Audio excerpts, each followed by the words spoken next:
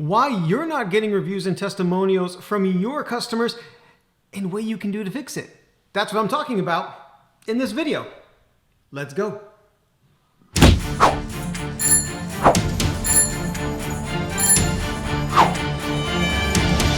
Hello and welcome to this. It is video 2 in a 3-part series that I'm doing here on YouTube about reviews and testimonials. So if you missed part number 1, I will link to it up here. All right, so you can check that out. I talk about the difference between reviews and testimonials and also why your business needs them. Okay, so while you're here also, let's just get all the important stuff out of the way. The YouTube stuff, do it. Subscribe, like, all that good jazz. When you're here, what I do is I create videos for solopreneurs and small business marketers, all about digital marketing, content creation, and business growth. So thanks for being here, and let's talk about reviews and testimonials. What's the issue or issues that you're having in getting them? So I worked with dozens and dozens of small business owners and solopreneurs, and I've identified a lot of the very common issues around why you're not getting them. Now, the biggest one being is you're not asking for them. So let's just get that out of the way real quick. You need to be asking for them, okay? So let's assume you're doing that. Let's assume you're asking for reviews and testimonials. The issues that come in then, I want to talk about those. Now, the biggest one, the biggest overarching issue is the issue of just general confusion. And what I mean by that is the people you ask are confused about what they need to do. And you may be saying, well, Ross, it's pretty simple, like leave a review or a testimonial or something like that. Yes, you would think that. However, I guarantee that you get very common questions along when you send these types of things. Where do I go? What do I do? What do I say? Okay. And that's why I want to talk about, again, the most common mistakes. These are the mistakes that float up to the top when it comes to all of these small businesses that I've worked with, when it comes to the feedback I hear from them about why they're not getting them, or at least what I observe as far as why they're not getting them. Giving too many options is one of the biggest ones. Now, again, this might be counterintuitive because you may be saying, but Ross, isn't it good to have reviews in a lot of different places? Well, yes, it is good. Don't misunderstand me there. However, the problem is when you send it and you give like 6 options, people don't know. They're gonna, where do you want? What's the best one? What's to do? Blah, blah, blah, blah, blah. Okay, you want to make it as simple as possible for someone to take some time out of their day to leave a review or testimonial for you. Okay, so what you want to do is simplify it. Now, my recommendation is this, is you lead with and exclusively present your Google My Business account first, okay? Until you get to around at least 10 reviews on Google My Business. Then, if you'd like the next round of reviews or testimonials you ask for, you can do a Facebook, you can do a Yelp if you want, although candidly, Google My Business is eating Yelp's lunch, so I don't know how valuable that would be. But if you have other review platforms, you can do that. But I absolutely recommend you start with Google My Business. Why do I do that? Because Google My Business has valuable SEO credit, if you will, when it comes to reviews. The more reviews your business has, that's a signal to Google about your business. So invest in that a little bit more heavily because you don't get that benefit from a Facebook or something like that. Okay. Not enough direction. Okay, this is a biggie. A lot of times what people will do is just go to my Google My Business page. And and they don't know what to write, or they do something which I actually think is even worse. They do this. They leave you 5 stars and they say, great, Steve is great. All right, listen, I know you don't want to turn away a 5-star review, but honestly, when we're talking about the value of the review and testimonial, you're not getting it from that. Steve is great. What does that tell other people who are looking at that review? Other folks who maybe are struggling with the same things that that person was struggling with. People who are even kind of in the same mold, if you will, of FFPs, what I call FFPs, fears, frustrations, and problems, okay?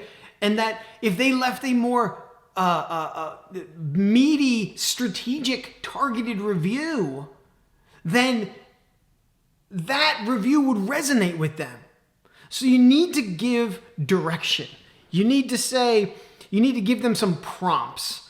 You need to, talk about, give them some questions that they can answer in the review. And you can tell them, listen, here's just some starters if you'd like to address them or not, but give them some direction, okay, to talk about why they're leaving the review or testimonial.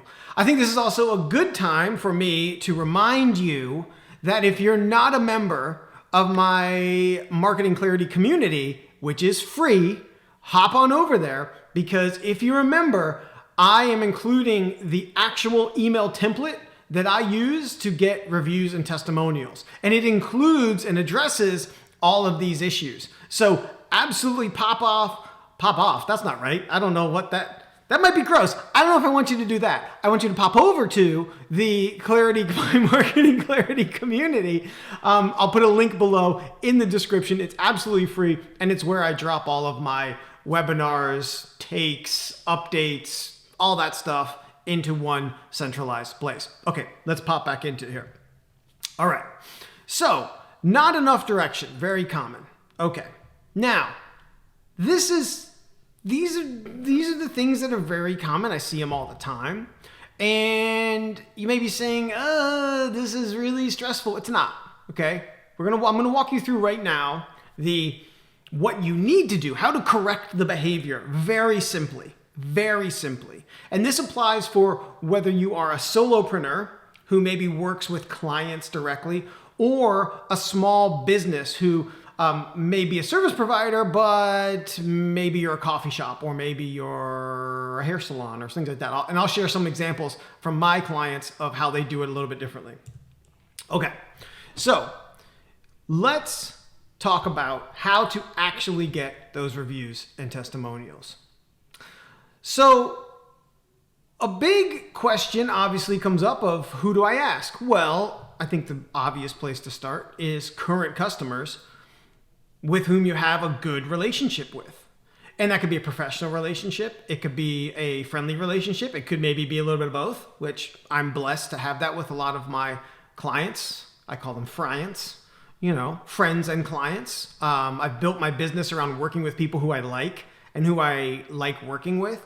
So start with kind of the low-hanging fruit, right? The current customers who you have a good relationship with. If you're at a spot right now and you don't have any current customers, but you have some past customers, but you have a good relationship with them, you can ask them too. Okay. So I think that's maybe obvious. I don't know. I don't ever want to assume anything is obvious. This one is maybe not so obvious. Ask first. Now, this very specifically applies to those. So if you're out there and you're a solopreneur, or you're a coach, or you have a business that you work one-on-one with clients. Okay. And the reason why I recommend you ask first is not necessarily just to vet if they are going to leave you a good review. I think you kind of have a good feeling on that already. It's actually to just establish that it's something that they're open to doing, and almost get their implied consent, right? So ask them, and if you have regular meetings with them, just ask, hey, I just thought wanted to know, I'm really working to grow my business, and one thing that really helps is customer reviews and testimonials. Would you be willing to leave one of those for my business? And if they say yes, then you can follow up again with the template that I'm providing you inside of my Marketing Clarity community for free. So I think it's really important that you do ask first, instead of just blindly sending an email out to them. Okay. Now, there's a little nuance here. If you are a small business owner and, you provide a product a lot. So let's say you're a coffee shop, or again, one of my clients owns a number of hair salons. So that's a little bit different. In that case, what they do and what I've worked with them to do is work into their CRM and automation. So what happens is, they book their appointment, and then after their appointment, they get an email that asks them to leave a review. Okay. So I think that is something that you can do. Again, if you have more of the kind of a revolving door of clients that maybe you don't have as much of a personal relationship with, you can automate that. There are a number of different services too, things like 5-star, so you can send text requests, things like that. I also want to put in here and mention as a small aside that it is okay to incentivize. Okay. A lot of my clients have talked to me that I don't know if it's okay. It's okay to incentivize. It's not unethical to incentivize someone to leave a review. So, 20% off your next visit, get a free cup of coffee, get whatever it is, right? That you want to incentivize it with. However, my caveat there would be that you need to incentivize no matter what type of review they leave. So I think you need to incentivize for them for honest reviews. So what that means is, if someone leaves a bad review, they still get that incentive. Now, if they leave a bad review, they may not want a 20% off their next visit, or they may not want a whatever. But I think to be above board, you need to incentivize no matter what. So if you're going to go that route, you need to be prepared to incentivize no matter what, because I think that is the ethical way to incentivize. Okay. Now, ask at the right time. So when we're talking about solopreneurs, one of my clients, again, financial coach and a profit coach, we were talking about this in our last meeting, and the thing about this is he knows that when he brings on a client, that around a 3-month mark is when they have a big turning point. So our strategy and the process that we put together there is to obviously ask around, or at least after that mark. Because if you ask too soon, your client may not have enough to say. They may not have enough experience with you. They may not have experienced the positivity, the growth, the change, the transformation that they need to. So you know your business best. What is that mark when people, are kind of the happiest, if you will, or make a big transformation? Now, flipping that again to the small business owner, as I was just talking about the salon owner client of mine, they hit them right after their appointment. And that's when, their hair looks the best, they're feeling good. Oh man, that's when you hit them on that. Okay? So you know your business, you know your clients best. You need to ask, strike when the iron is hot. If you ask too soon, they may not have enough to say. If you ask too late, well, sometimes it's just a relationship to no fault. It doesn't mean you're bad business, doesn't mean you're bad service, but it just goes its separate ways. And at that point, they may, even though they had a good experience, they may not give you a review. So you got to hit that when the iron is hot. Okay. Direct and define. I talked about this a little earlier. What you need to do. Now, this is this is for both solopreneur and small business owner, okay? In the case of the solopreneur, if they say, yeah, I'd be willing to leave a review. In the case of the small business owner, if you're just going to use a CRM or you're going to send it to them, through an automation, you need to send them to the specific place, right? As I mentioned, Google My Business is what I recommend until you get to about 10 reviews. You need to send them to the specific place, and then you need to give them prompts, I think is the best way to explain this. You need to give them the questions, the things like that makes it easy for them to write, because 9 times out of 10, someone's going to come back, even if they're willing to do it, like, well, what do you want me to write? Because if they're a good client, they want to do right by you.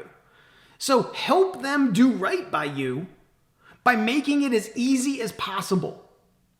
When I was working in the corporate world, one of the big things that I realized early on, particularly when I'd have to pitch to senior executives, is make it as easy as possible for them to say yes. That was an email, that was through presentations. Make it as easy as possible. You want to do the same thing here. And the way you do that is by asking them, I would say up to 3 questions, prompts that they can answer. So for example, like a good one is, why did you choose to work with me? What were challenges or issues that you were having, coming into our working relationship? How did I fix those things, right? So these are questions that are open-ended and they're designed to be that way. But what you want to do is design them so that they speak specifically about their time with you and specifically to the service, specifically to the product, specifically to what you did with them. Because when you get that in the review, it is going to be so much more meaty and so much more valuable for you to have on your page, to use on your website, that kind of thing, to use it throughout. Okay, it just has infinitely more value. Okay, does that make sense? I think it does. And again, I'm going to take this time to remind you, if you pop on over and join my absolutely free marketing clarity community, I'm providing you with the actual email template that I use to get testimonials and reviews. Okay, you can copy it, paste it, make it your own. Obviously that's how templates work. You can use it right out of the box, but I'd encourage you to make it your own a little bit. Okay, guys, that was the video all about why you're not getting testimonials and reviews and what you can do to fix that. I hope you found it helpful. If you did, please like and subscribe to the channel. And don't forget, you can grab that template over in my marketing clarity community, which is linked below in the description. The third video in this series is going to be about video testimonials. So I hope you follow me over there. And if not, that's totally fine. I still encourage you to keep pedaling.